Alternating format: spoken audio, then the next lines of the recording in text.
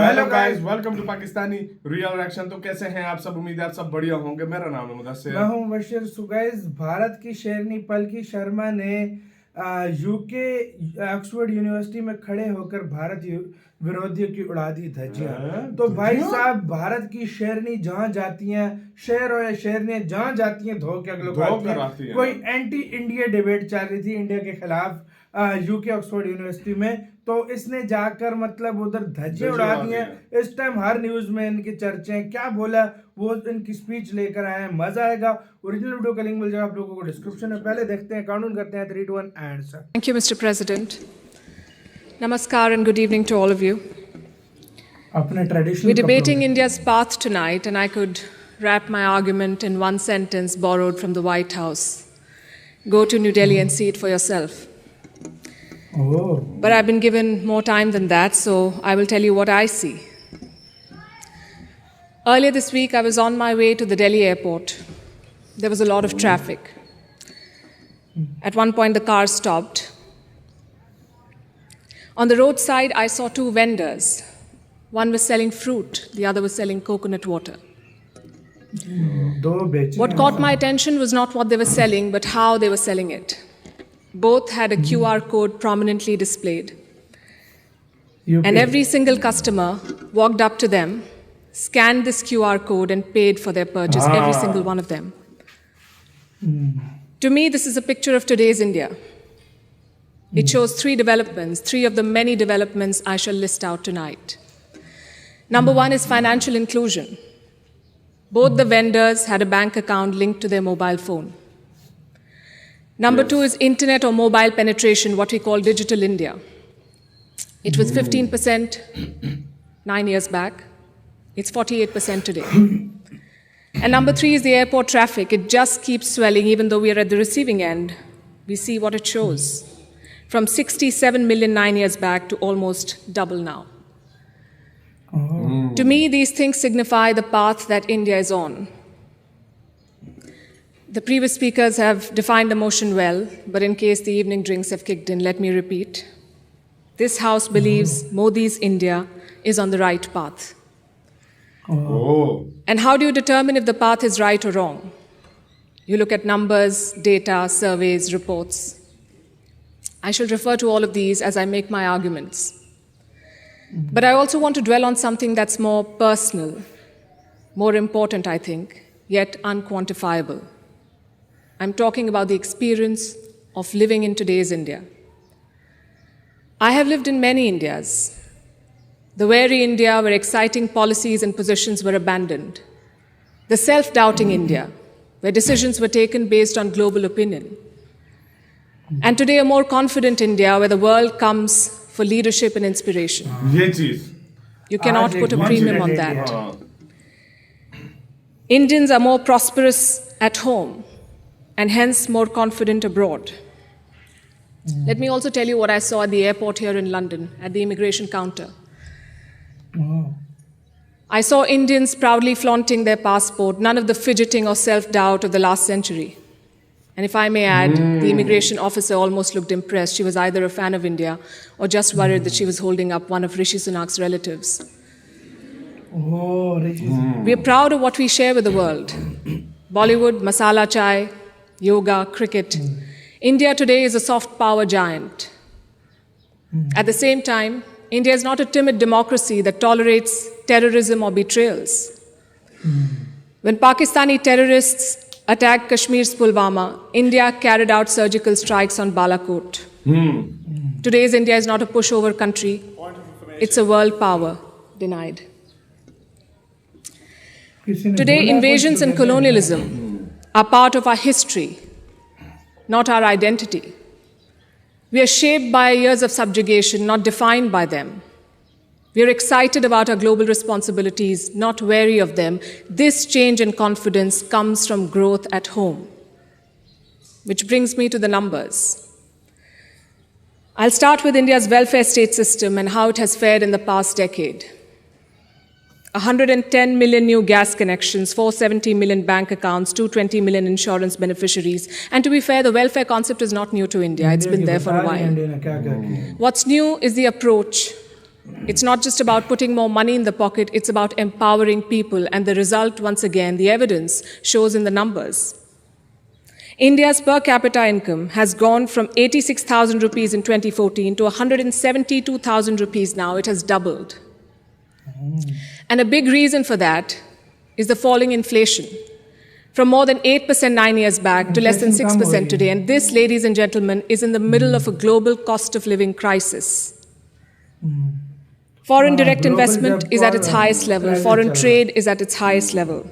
The growth mantra is connectivity. And I don't have to tell the British that. First thing you did in your colonies was build roads and railways. Our growth story has been about two Indias. The urban India, the bustling urban India, and a sluggish rural India. Today we are trying to connect the two. We are building more than 38 kilometers of highway every day, which is 50% more than what it was 7 years ago. The number of airports has doubled since 2014. The total capacity at seaports has doubled. This connectivity is what is driving India forward. You mentioned GST. Our constitution calls India a union of all states, which is a great tribute to our diversity. But it also meant 28 different state economies, different taxes, different trade practices. This government tried to unify it to create a single Indian market.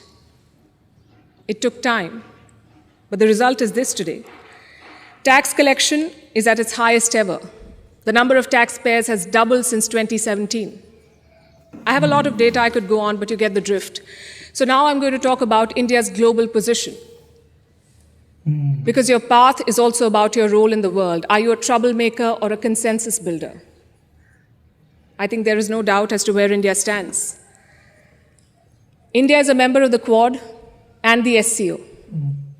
India is invited to the G7, but is also a member of the BRICS. India rubs shoulders with the West, but also leads the global South. Wow. Which other country can claim to juggle these roles? And how does India do it? Because we are not trying to play an outsized role in the world, we are trying to play the right role.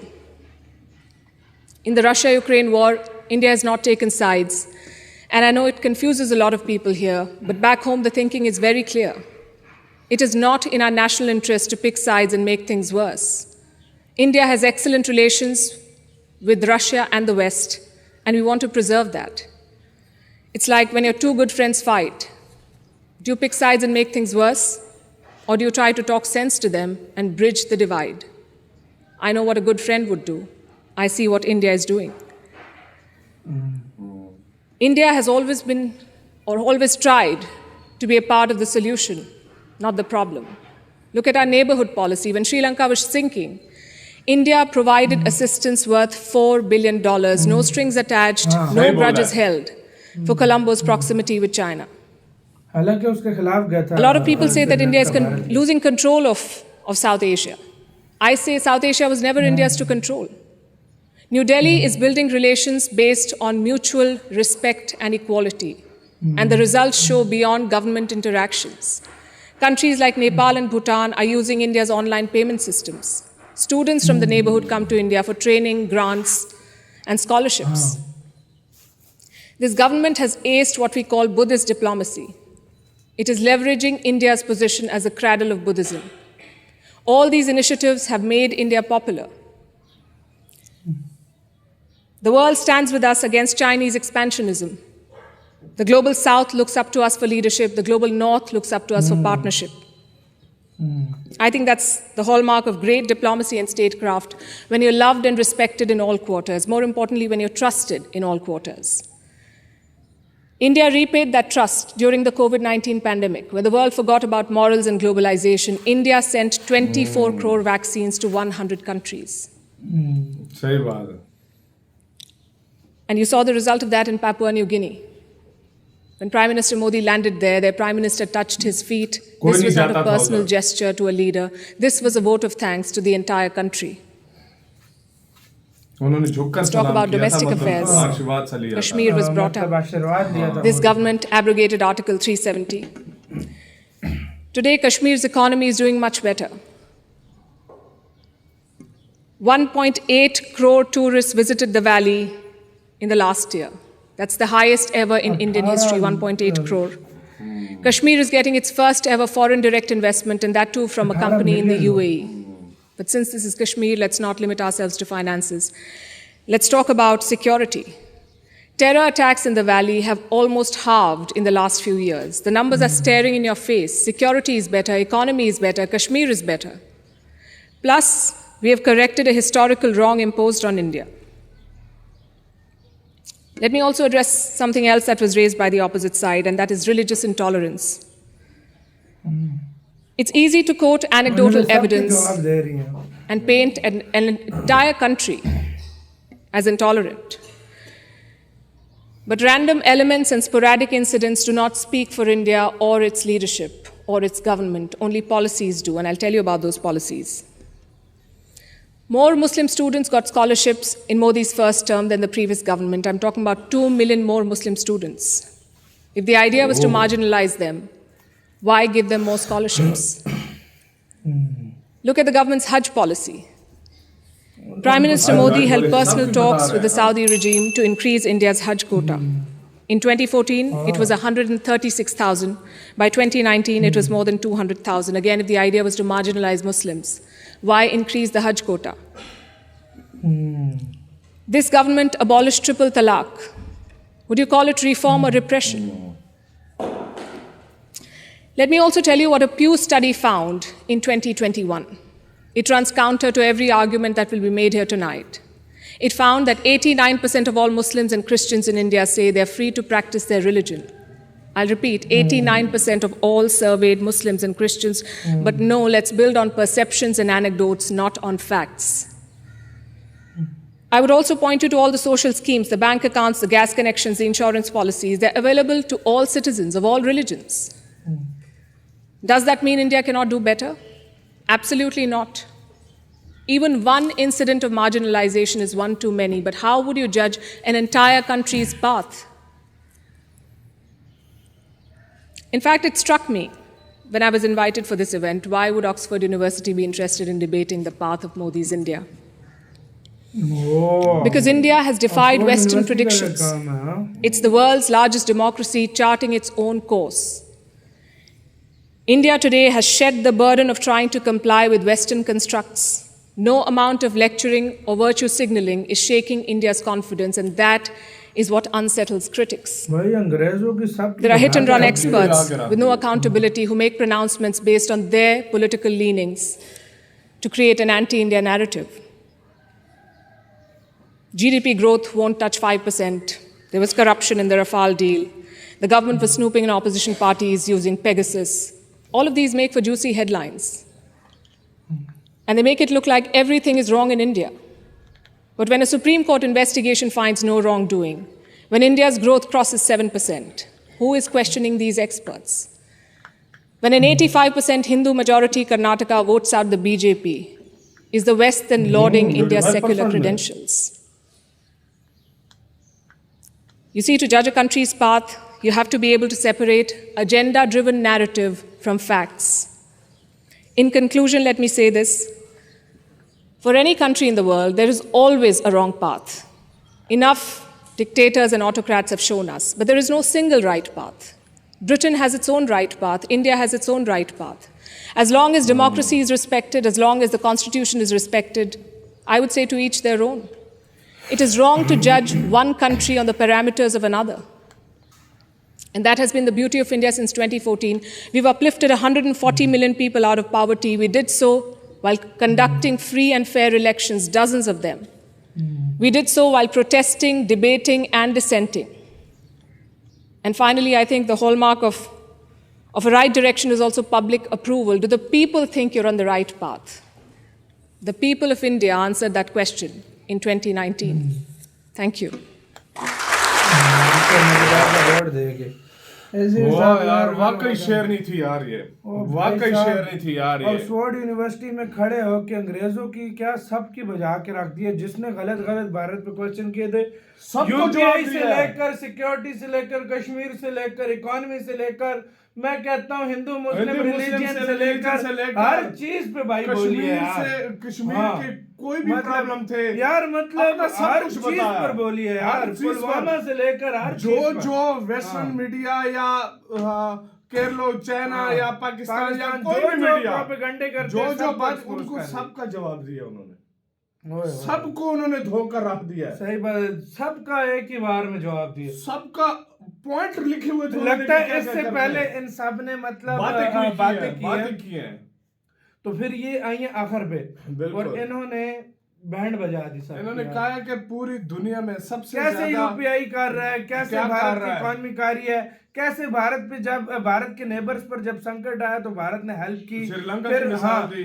फिर भाई फिर मतलब इन्होंने बताया कि कैसे जम्मू और कश्मीर से आर्टिकल 370 हटाया और उसके आज ऊपर वो मतलब तरक्की कर रहा है, तरक्की चाहे कर रहा है, टूरिस्ट का मामले में दो, चाहे उनकी लाइफ देख हाँ, लो, हाँ। चाहे इंफ्रास्ट्रक्चर देख लो, वो कहते हैं बिल्कुल सेफ है यार, और वाकई कहते हैं में अगर टेररिज्म होती थी अगर पहले तो वो हाँ। हाफ से भी कम हो गई और है। वो फिर हाँ। बताया कैसे हमारा जीडीपी ग्रोथ रेट किधर है। बिल्कुल। उन्होंने बताया जब तुम जाओगे ना दिल्ली एयरपोर्ट पे तो वहां पर तुम्हें कुछ वेंडर्स मिलेंगे बिल्कुल। और तुम उनमें एक चीज पाओगे कि भाई अभी वो एक क्यूआर कोड रख के बैठे होंगे और लोग बिल्कुल। आके उधर से स्कैन करके स्कैन चीजें करके करेंगे। डिजिटल और इससे इंडिया। कहते हैं डिजिटल इंडिया एक, फिर वो कैसे हर किसी ने अब अकाउंट अपना लिंक करके बनाया हुआ है। बिल्कुल। तो मतलब ये सब कुछ इन्होंने भाई कहा है इससे कि बताया पहले गया। हाँ। मैंने हाँ। मुख्तलिफ किस्म के इंडिया देखे हैं, कहते हैं हाँ। कि पहले एक नॉन वो इंडिया भी कॉन्फिडेंट देखा, वो हाँ। इंडिया भी देखा है हाँ। जो बाहर के फैसले मतलब वेस्टर्न देश फैसला करते थे और वो तो मानते वो थे। मान जाता था भारत। हाँ। फिर मैंने वो भी इंडिया देखा जो अब इतना अपनी पॉलिसीज पे कॉन्फिडेंट है कि अपनी एक पॉलिसी लेकर एक बिल्कुल। कॉन्फिडेंट इंडिया है। हाँ भाई। बिल्कुल, बिल्कुल। और कहती है जब मैं एयरपोर्ट पर आया हूँ लंदन तो वहां पर मतलब जो इंडियन जिस तरीके से आ रहे थे वो इम्प्रेस थी, जो मतलब उनसे बिल्कुल। वो थी कि वो भी मतलब फैन थी इंडियन की। स्कॉलरशिप्स का हाँ। मुस्लिम का बताया सबसे हाँ। ज्यादा, हज कोटे का बताया, क्या कुछ नहीं था यार इस ट्रिपल तलाक, इस वीडियो के मुख्तलिफ अंदर किस्म इन्होंने चीज़ों का। क्या कुछ बताया। इन्होंने ये तेरा Scholarship 13 कोटा, मिनट्स हाँ। की वीडियो थी लेकिन इसने खोल कर रख दिया, सब खोल कुछ। के रख दिया और अंग्रेजों की बजा सबको के रख दिया। बजा के रख सही दिया। बात है। इसको बोलते हैं इंडिया की शेरनी। इसको सच इंडिया में की बोलते हैं शेरनी। यार। गाइस क्या कहना है अपनी कमेंट सेक्शन में, तो अपना बहुत ही ज्यादा ख्याल रखना तो यार।